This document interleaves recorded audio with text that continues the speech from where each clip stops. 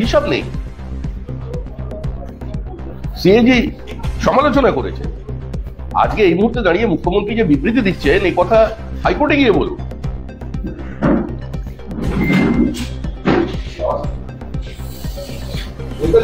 মুর্শিদাবাদের তিনটে কেন্দ্রের হোক, সেখানে এখনো অশান্তি বহাল, কেন্দ্রীয় বাহিনী জওয়ানরা যাচ্ছেন, লুটমার্চ হচ্ছে, সবই হচ্ছে, মুর্শিদাবাদে অশান্তি। দেখুন, কেন্দ্রীয় বাহিনী গিয়ে রাতারাতি সেখানকার আইন শৃঙ্খলার পরিস্থিতি বদল করে দিতে পারবে না। দীর্ঘদিন ধরে মুর্শিদাবাদ অশান্ত, সংখ্যালঘু গ্রামগুলোর মধ্যে নিরবিচ্ছিন্নভাবে রাহাজানি চলেছে, বোমাবাজি চলেছে।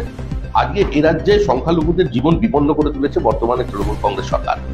দিনের পর দিন বোমা ফেটে মৃত্যু, কখনো হসপিটালের ছাদে বোমা পাওয়া যাচ্ছে, কখনো স্কুল বাড়ির ওয়াশরুমে বোমা পাওয়া যাচ্ছে। এই তো পরিস্থিতি সেখানে। নিরপরাধ মানুষ আজকে বিভিন্ন সময়ে বিস্ফোরণের শিকার হয়েছে, আতঙ্ক চলছে, খুন চলেছে। কিন্তু রাতারাতি এসে তো আর কেন্দ্রীয় বাহিনীর তৎপরতায়, কেন্দ্রীয় বাহিনীর লুটপাট যেগুলো বন্ধ করে দেওয়া যাবে না। এই পরিবেশের জন্য দায়ী বর্তমানে রাজ্য সরকার।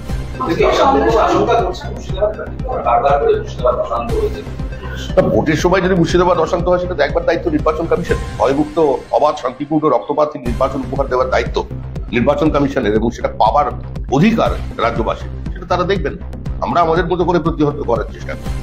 আজকে সন্দেশখালীর কুড়িগ্রামে বিজেপি প্রার্থী রেখা পাত্রকে বাধা দেওয়া হয়, স্লোগান বলা হয়, তারা করা হয়, মারধরের অভিযোগ উঠেছে। পাল্টা আবার গ্রামবাসীরা বলেছেন কথা মন্তব্য করেছে রেখা পাত্র। এগুলো কিছুই নয়, ভোটের উত্তাপে এগুলো ঘটছে তৃণমূল কংগ্রেসের সামনে, এছাড়া অন্য কোনো পথ খোলা নেই। তৃণমূল এই মুহূর্তে জনবিচ্ছিন্ন। তৃণমূল নেত্রীর বক্তব্য মানুষ শুনছে না, আদালত শুনছে না। ভয়, আতঙ্ক থেকে তৃণমূল কংগ্রেস এই পরিস্থিতি তৈরি করতে চাইছে। তবে এভাবে সন্ত্রাসের আবহ তৈরি করে এই নির্বাচনে তৃণমূল তৈরি পার করাতে পারবে না। বিজেপিকে হুঁশিয়ারি অভিষেকে বিজেপির বিরুদ্ধে বাংলাকে বদনামের চক্রান্তের অভিযোগ অভিষেক বন্দ্যোপাধ্যায়। এক সপ্তাহের মধ্যে বিজেপির চক্রান্ত ফাঁস করা হবে, এমনটাও জানালেন অভিষেক নিজের টেক্স চ্যানেল। সেই উনি ওনার চক্রান্ত যখন হবে ফাঁস করবে, হুঁশিয়ারি তো দিয়েই যাচ্ছে। সেই ভয় দেখছেন না, নরেন্দ্র মোদী অনেকটা সীমিত হয়ে গেছে। ভোটের আগেই হয়তো ওনার হুঁশিয়ারির জন্য ছেড়ে চলে যাবে।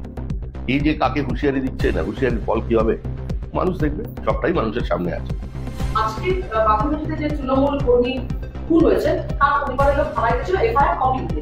সেখানে তারা অভিযোগ করেছে যে তার থানা মারধর করা হয়েছে, তাদেরকে মারধর করেছে, নিহতের পরিবার অভিযোগ করছে। এবং তারা বলছে আমরা পুলিশের উপর কোনো আস্থা নেই, আমরা এই হত্যা সিবিআই করেছি।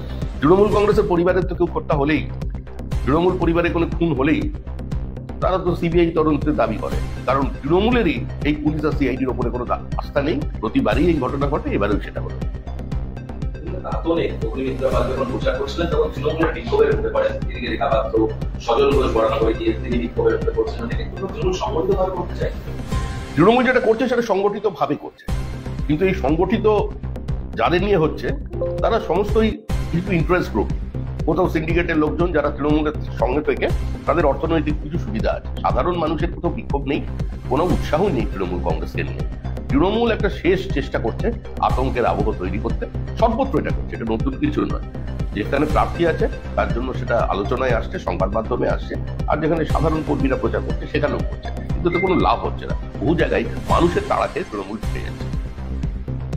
কারিগরি টেক মামলার শুনানি শেষ হওয়ার পর একাশের বাইরে বিকাশ ভট্টাচার্য বিক্ষোভ দেখালেন মামলাকারীর একাংশ। সেখানে চাকরি গেছে দাবি বিকাশ ভট্টাচার্যকে দায়ী করা হচ্ছে। এই নিয়ে চাই বিকাশ ভট্টাচার্যের বিরুদ্ধে বিক্ষোভ দেখিয়ে কি হবে?